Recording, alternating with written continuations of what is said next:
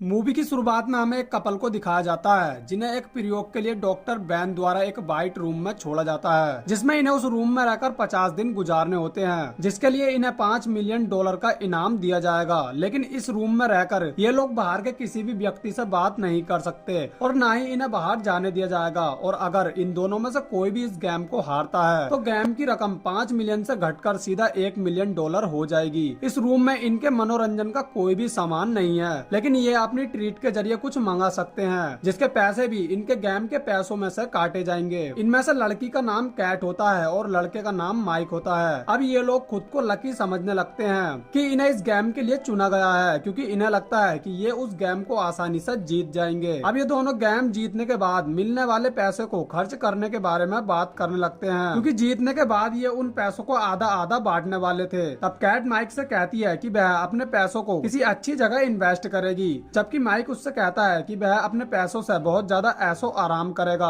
और अपने लिए एक आर्ट गैलरी खोलेगा क्योंकि माइक एक आर्टिस्ट है। इस रूम में इनके सोने के लिए एक बेड होता है और नहाने के लिए एक बाथरूम भी। अब माइक उस रूम के सभी रूल पढ़ता है जिसमें लिखा होता है कि ये अपने लिए फूड भी ऑर्डर कर सकते हैं। तब माइक अपने लिए फूड ऑर्डर करता है जिसमें इन्हें एक स्पेशल तरह का जूस दिया जाता है जिसमें इनकी बॉडी के लिए सभी जरूरी पोषक तत्व होते हैं और उस जूस को पीकर ही इन्हें 50 दिन गुजारने होते हैं। उस रूम में ऑटोमेटिक लाइट लगी होती है जो कि रात होने पर अपने आप ही बुझ जाती है। अब रात को ये दोनों एक ही बेड पर सोते हैं। तब माइक कैट के करीब आने की कोशिश करता है, लेकिन कैट को लगता है कि रूम का ओनर कैमरे के जरिए इन पर नजर रख रहा होगा, इसीलिए वह पीछे हट जाती है। फिर अगली सुबह कैट फ्रेश होने के लिए बाथरूम जाती है और मिरर के सामने खुद को गेम जीतने के लिए मोटिवेट करने लगती है। फिर फ्रेश होने के बाद इन्हें पहनने के लिए दूसरे कपड़े दिए जाते हैं और पीने के लिए वही जूस दिया जाता है। फिर कैट टाइम पास करने के लिए योगा करने लगती है, जबकि माइक हर समय घड़ी को घूरता रहता है। अब ऐसा करते करते कई दिन बीत जाते हैं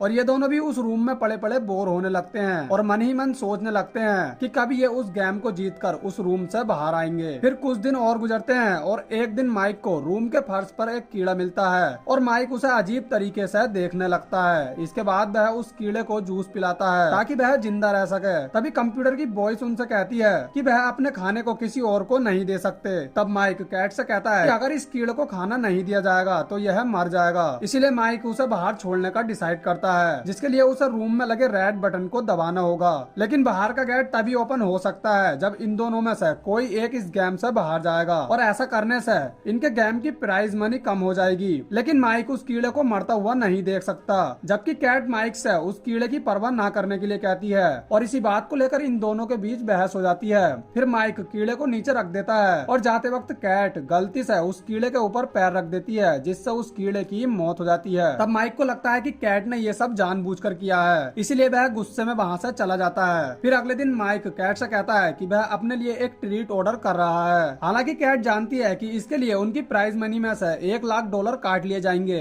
लेकिन वह फिर भी माइक को ट्रीट के लिए हाँ कर देती है। फिर माइक ट्रीट में अपने लिए एक ग्रीन क्रियोन मंगाता है जिससे वह टाइम पास करने के लिए उस रूम की दीवार पर ड्राइंग बनाने लगता है। अब कैट उसके पास आती है और माइक से अपने रूडली बिहेव के लिए माफी मांगती है। फिर माइक कैट की ड्राइंग बनाने लगता है, लेकिन वह ठीक से नहीं बना पाता। खैर इसके कुछ दिनों बाद माइक का वह क्रियोन खत्म हो जाता है, जिस बात से माइक बहुत ज्यादा दुखी होता है। फिर एक दिन इन दोनों को बाथरूम में एक गन मिलती है जिसे देखिए दोनों बहुत ज्यादा डर जाते हैं क्योंकि इन दोनों के अलावा उस रूम में कोई नहीं था और वह गन भी इनकी नहीं थी। इसके बाद ये उस गन को बेड के नीचे छुपा देते हैं। फिर अगली सुबह माइक टाइम पास करने के लिए रनिंग करता है। इसके बाद इन दोनों को इनकी फैमिली के द्वारा भेजे गए मैसेज की वीडियो दिखाई जाती है जिसमें माइक की सिस्टर माइक को गेम जीतने के लिए मोटिवेट करती है, लेकिन वह कैट को बिल्कुल पसंद नहीं करती, इसलिए वह कैट से कुछ नहीं कहती। इसके बाद वहाँ कैट के फादर की वीडियो दिखाई जाती है जिससे कैट को पता चलता है कि अब उसके डैड के पास खाने के पैसे नहीं हैं, इसीलिए वह एक अनाथालय में रह रहा है। अब ये देख कैट को बहुत ज्यादा दुख होता है और वह एक कोने में जाकर रोने लगती है, लेकिन माइक उसे चुप कराता है और उसे सहारा देता है। फिर रात हो जाती है और ये दोनों सो जाते हैं, लेकिन अब कैट बहुत ज्यादा उदास रहने लगी थी क्योंकि वह अपने डैड को मिस कर रही थी। यहाँ कैट माइक को अपने डैड के बारे में बताती है कि जब वह छोटी थी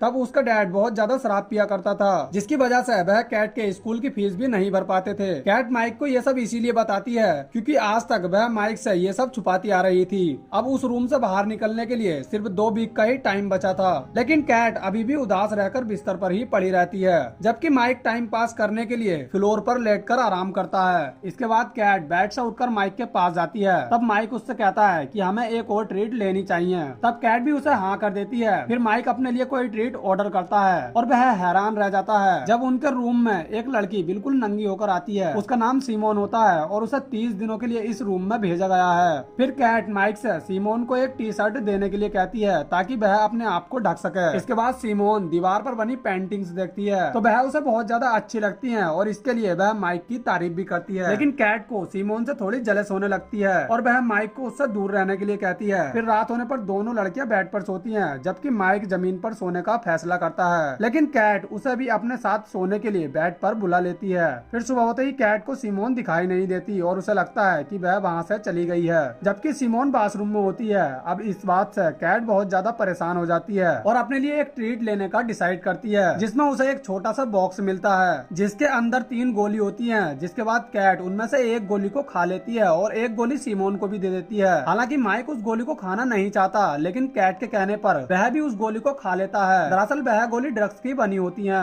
जिन्हें खाने के बाद इनके दिमाग पर ड्रग्स का असर शुरू हो जाता है और कैट और सीमोन नशे में डांस करने लगती हैं। लेकिन तभी माइक को कुछ हेलोसिनेशंस आने लगते हैं और वह खुद को स्विमिंग पूल में डूबता हुआ देखता है, जहां उसके साथ उसका छोटा भाई भी डूब रहा था। लेकिन तभी कैट और सीमोन उसे हेलोसिनेशन से बाहर निकालती हैं। लेकिन माइक बहुत ज्यादा डरा हुआ था, इसीलिए वह बाहर जाने का डिसाइड करता है और कहता है कि उसका भाई स्विमिंग पूल में डूब रहा है। लेकिन कैट उसे समझाती है और बेड पर सुला देती है। फिर कैट सीमोन को बताती है कि एक दिन माइक और उसका छोटा भाई पूल में नहा रहे थे। अभी उसका भाई पूल में डूबकर मर गया था, जिसके लिए माइक खुद को गुनहगार मानता है क्योंकि उस समय वह नशे में था और अपने भाई को नहीं बचा पाया था। रात को माइक उठ जाता है और सीमोन भी उसे जगी हुई मिलती है। फिर माइक और सीमोन एक दूसरे से बात करने लगते हैं और सीमोन माइक को बताती है कि बचपन में ही मैंने भी अपनी मॉम को खोया है, इसीलिए मैं तुम्हारा दर्द समझ सकती हूँ। और यहाँ सीमोन माइक का हाथ पकड़कर उसे सहारा देने लगती है। तभी कैट वहाँ आ जाती है और इन दोनों को गलत समझने लगती है और वह सीमोन पर गुस्सा होने लगती है। लेकिन माइक उसे विश्वास दिलाता है कि सीमोन और उसके बीच ऐसा कुछ भी नहीं है और गुस्से में वहाँ से चला जाता है। फिर सच जानने के बाद कैट सीमोन से माफी मांगती है, लेकिन वो भी गुस्से में वहाँ से चली जाती है। फिर अगले दिन जब कैट की आंख खुलती है तो उसे पता चलता है कि सीमोन उस रूम से चली गई है। तभी कैट की नजर उस रूम की दीवार पर लिखे एक मैसेज पर जाती है, जिस पर सीमोन ने लिखा होता है कि उसे आज तक इतना ज्यादा प्यार किसी ने नहीं दिया है जितना उसे यहाँ से मिला है। अब ये सब बातें माइक की तरफ इशारा कर रही थी और कैट रियल में माइक को गलत समझने लगती है और उस पर बहुत ज्यादा गुस्सा होने लगती है और गुस्से में उसे धक्का दे देती है, जिसके बाद माइक दीवार से टकरा जाता है, जिससे उसके सर में चोट लग जाती है और उसके सर से ब्लड निकलने लगता है। लेकिन फिर भी वह कैट को खुद पर विश्वास दिलाने की कोशिश करता है और कहता है कि उसने कभी भी कैट का भरोसा नहीं तोड़ा है और ना ही उसे अकेला छोड़ा है। अब कैट को भी समझ आ जाता है कि वो बस एक गलतफहमी का शिकार हो गई है। इसके लिए वह माइक से माफी मांगती है और कहती है कि वह भी उससे बहुत ज्यादा प्यार करती है। लेकिन माइक के सर से बहुत ज्यादा खून बहने से उसे चक्कर आने लगते हैं और माइक डॉक्टर के पास जाने के लिए बाहर जाने का डिसाइड करता है। तभी कैट उससे कहती है कि ऐसा करने से प्राइज मनी घटकर $1 मिलियन हो जाएगी और वैसे भी हमें इस रूम में सिर्फ कुछ ही दिन और बिताने हैं, इसलिए वह माइक को बाहर जाने से मना करती है। लेकिन अब माइक उसकी कोई भी बात नहीं सुनता और उस रूम से बाहर जाने लगता है। तब कैट उसके ऊपर गन पॉइंट कर लेती है और उसे बाहर जाने से मना करती है। लेकिन माइक को इससे कोई फर्क नहीं पड़ता